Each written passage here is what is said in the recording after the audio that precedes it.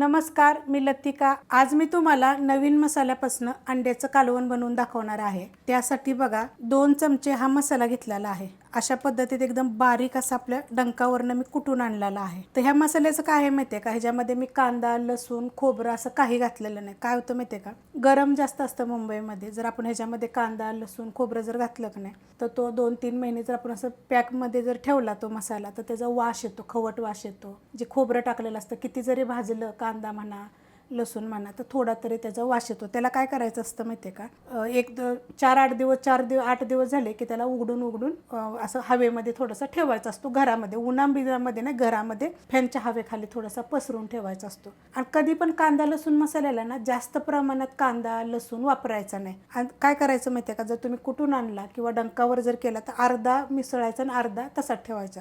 अशा मी खूप रेसिपीमध्ये क्लिअर दाखवलेला आहे की हा मी कुटून आणलाय, की हा कसा मिक्स करायचा, काय करायचा। प्रत्येक जण मला असे कमेंट करतात मसाल्याखाली, म्हणजे भाजी काय रेसिपी दाखवली तर तुम्ही मसाला विकता का। तर हा मसाला बघा, हा कोल्हापुरी मसाला आहे। ह्याला तुम्ही कांदा लसूण मसाला म्हणू शकता, चटणी मसाला म्हणू शकता।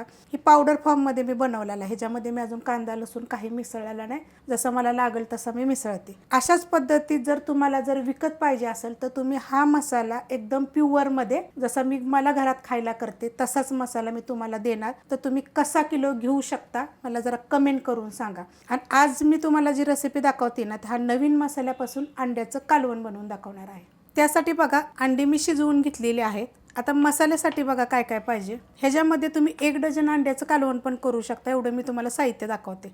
2 मिडियम आकाराचे कांदे ती कापून घेतलेले, 2 हिरव्या मिरच्या घेतलेल्या, अर्धी वाटीचा अर्धा भाग असं सुक्कं खोबरं घेतलेलं आहे, अर्धी वाटीचा अर्धा भाग असं ओलं खोबरं घेतलेलं आहे, लसणाच्या पाकळ्या 10 ते 12 घेतलेल्या आहेत, 1 इंच आलं घेतले, अर्धा इंच घेतलं तरी चालेल, असे पातळ तुकडे करून घेतलेले आहे। तुमच्याकडे ओलं खोबरं नसेल तर तुम्ही सुक्कं खोबरं जरी टाकलं तरी चालेल, किंवा दोन्ही अर्धा अर्धा जरी टाकलं तरी चालेल। त्यासाठी बघा आपल्याला 1 टोमॅटो पाहिजे, जर आवडत असेल तर टाका, नाही टाकलं तर चालेल। थोडीशी कोथिंबीर घेतलेली आहे। आता हा एवढा मसाला जो आहे मी तुम्हाला समोर दाखवते, हा मी मिक्सरला बारीक करून घेते। मिक्सरला बघा मी बारीक करून घेतलेला आहे। कढई गरम करत ठेवली आणि गरम झालेली आहे, त्याच्यामध्ये तेल टाकून घेऊया। तेल आपल्या आवडीप्रमाणे थोडंसं कमी जास्त करू शकता।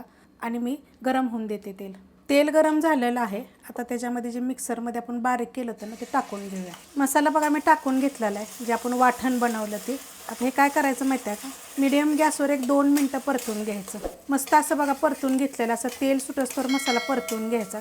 कारण जे पण आपण साहित्य टाकलं होतं ना, हे कच्चंच बारीक केलं होतं। ह्यात टाकणारे थोडीशी एकदम हळद, भाजून जर केलं की नाही तर एक जरी आपण परतलं नाही तरी चालेल, पण असं कच्चं जर टाकलं की नाही तर असं कधी पण मसाल्याला तेल सुटस्तोवर चांगलं परतून घ्यायचं। आणि भाजलेला पण असेल का नाही तर वेळ लागत नाही, लगेच तेल सुटलं जातं।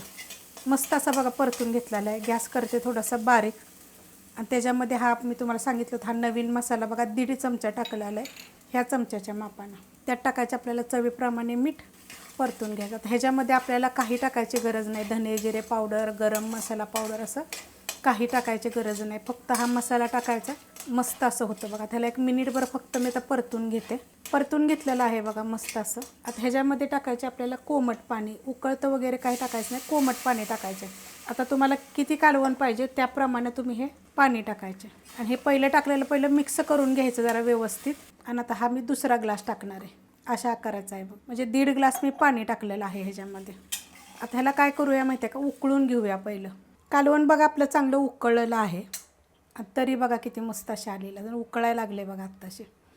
अशा पद्धतीमध्ये मस्त असे तरी येते।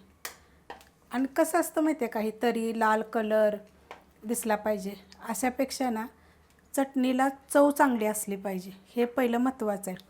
आपण कसं करतो की काश्मीरी मिरची किंवा वेगळी मिरची पण टाकू शकतो पावडर कलरसाठी।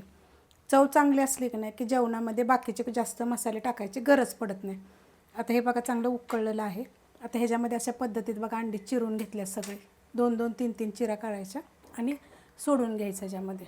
अंडी बघा मी सोडून घेतलेली आहेत, गॅस आहे मीडियम। आता आपण एकदा अंडी सोडल्यानंतर उकळून घेऊया चांगलं। कालवण बघा चांगलं 5 ते 7 मिनटं मी उकळलेलं आहे, मस्त असं झालेलं आहे बघा। अशा पद्धतीमध्ये अंडी टाकल्यानंतर चांगलं उकळून घ्यायचं, जेवढं उकळेल तेवढं। आणि अंडीला काय होतं, सगळ्या बाजूनं चिर पाडून घ्यायची। मी एका अंड्याला तुम्हाला दाखवले होते, आणि बाकीचे बघा दिसत असेल तुम्हाला मी चिर पाडून घेतलेले आहेत। ह्याच्यामध्ये ह्या जी मसाला तुम्हाला जी मी दाखवलेला आहे त्याच्यामध्ये की नाही 1 डझन अंड्याचं पण कालवण होऊ शकतो. जे आपण जे बनवलेलं होतं ना मिक्सरला त्या मसाल्यामध्ये मस्त असं वाटण होतं आणि चवीला पण छान लागतं. तुम्हाला जर हा मसाला जर पाहिजे असेल तर तुम्ही स्वतः मला सांगा की हा कसा किलो तुम्ही घेऊ शकता. मी काय कधी विकलेला नाही आहे, पण मला बनवायला खूप कमेंट येतात म्हणून माझ्या डोक्यात आलं होतं की एकदा मी विचारून बघते की तुम्हाला जर हा मसाला जर पाहिजे असेल तर तुम्ही हा मसाला कसा किलो घ्याल, की म्हणजे मला बी परवडला पाहिजे. कारण मी देणार तर तुम्हाला मी ओरिजिनलच देणार असं चांगलं साहित्य वापरूनच. रेसिपी आवडली असेल तर लाईक करा, सबस्क्राईब करा, कमेंट करा आणि शेअर बी करा.